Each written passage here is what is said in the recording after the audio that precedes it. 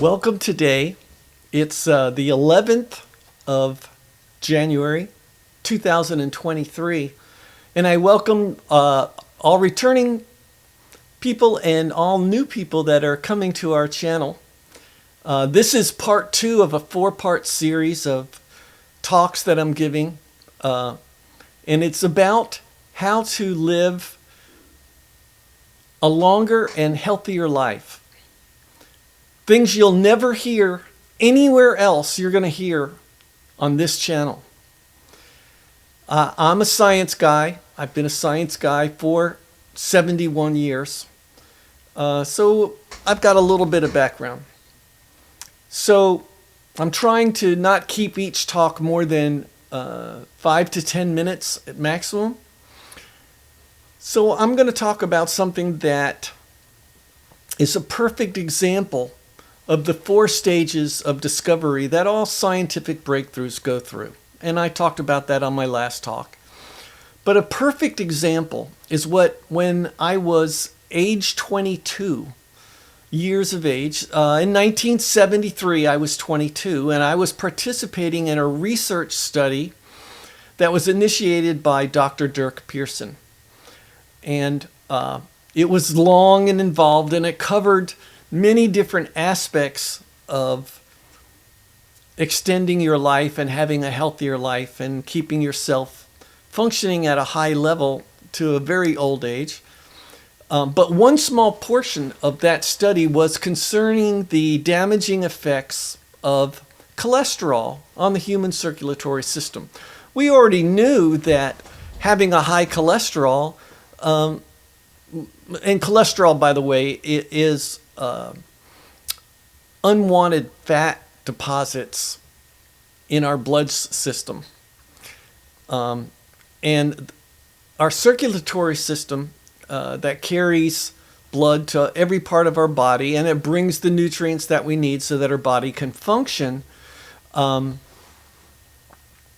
the way, the circulatory system, if I were to take all the arteries, veins, and capillaries and connect them together, this vast network that exists in each of our human bodies, if I were to connect those together in a long line from our planet Earth, it would extend from here to the moon and back, possibly back.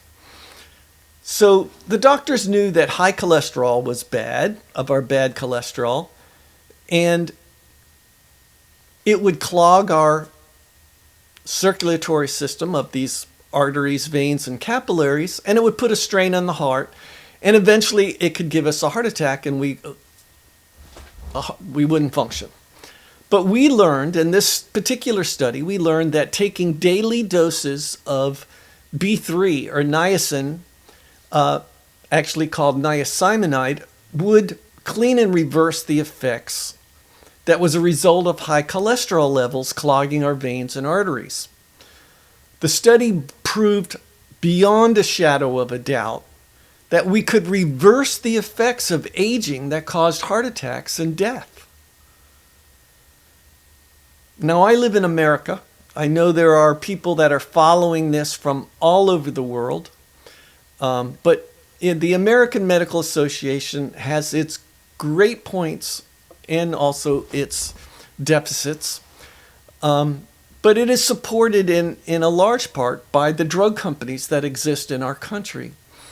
And they make money from doctors prescribing drugs to humans, and the humans pay money for those drugs. That's sort of the cycle that makes the world go round in this area. Now, the drug companies could not make money on an ingredient that they couldn't get a protection right to. They couldn't have a proprietary patent to niacinamide. We get niacin in foods we eat every day. Well, for more than 10 years, the Medical Association in the United States just refused to acknowledge what the research proved to be true. And they would say, no, that can't be true. We want you to take are statins that we'll prescribe for you. And the 4 stages that our human history has proven to be true. The discovery was mocked. The American Medical Association said it just couldn't possibly be possible. And as a result, many people died in our country and around the world. So what happened decades later, the American Medical Association finally came out and said that they had made a great discovery and that patients could go to their doctors and the doctor would prescribe niacin for them to lower their cholesterol. And indeed, they do that today. However, there's a couple of flaws with that problem. So there's nothing new about the niacin that they prescribe. But what had happened is that the supply of the type of niacin that you need was halted because the American Medical Association said to the American population it didn't work. And once that happened, the supply of the supplements that were available at one time to all of us through either a vitamin store that you could go to or what we call here in America a drugstore, a pharmacy, that supply dried up because people weren't buying the product. So the law of supply and demand came into effect. And the result is today, you can't even find niacin in its proper form to do the job that it can do to our body when you take it. So I'm going to explain to you the mechanical version of how niacin works in our body. So the way it has to work, it has to be in the form that causes a niacin flush. And simply put, niacin dilates the smallest parts of our circulatory system, because that would be where the clog occurs. High cholesterol causes clogs in our circulatory system. Pretty simple. Our plumbing gets clogged. Our plumbing of our blood supply gets clogged. And the smallest of these is our capillaries, which carry blood. There's an extensive network of capillaries, for example, near the surface of the skin. And so once we have dilation of these capillaries for about 30 minutes, when we take niacin, it flushes out the unwanted fat deposits called cholesterol. So that was clinging to the arterial walls, and now it starts functioning again, and everything starts going back to normal. And we live a healthier and longer and better life with a great cognitive function. A couple of problems. Niacin has to be in its true form, niacinamide. We don't need to go to a doctor to prescribe niacin. The drug companies can't profit from niacin if it isn't prescribed by a doctor. And also the doctors prescribe too high of a dose, which is typical. We know that actually it's 100 micrograms causes the niacin flush in the human body, and the typical physician prescription is 500 milligrams, 5 times the normal dose that you would need to maintain a perfectly healthy cholesterol level of a teenager.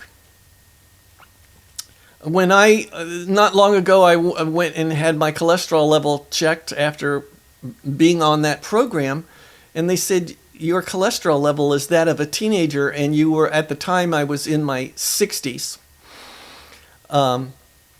So it goes without saying that too much of a good thing is not better. And that is true in all walks of life. Too much of anything can be harmful. All you need to understand here is that the process of vasodilation, which causes the niacin flush, will turn your body red for about 30 minutes. It will change the color of your skin because the blood is coming closer to the surface of your skin for about 30 minutes. It's like going in and getting an oil change for your car. It has to be done. It's done. We take care of our cars. Why not take care of the human body? A healthy individual doesn't have to be afraid of turning red for 30 minutes.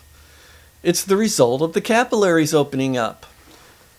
And we start getting better. So I've gotten way off topic, but there's a lot of research that has been discovered. And we have found that, hang on one second, let me make sure I'm where I need to be. Okay, so we have found that when damage occurs, and where the damage occurs to our brain cells, because I'm going to get back to that topic.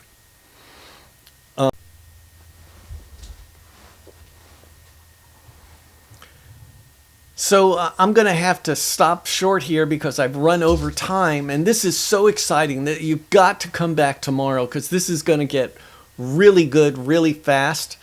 I want you to have a great day. Enjoy your day. Enjoy life. And we'll see you tomorrow. Bye now.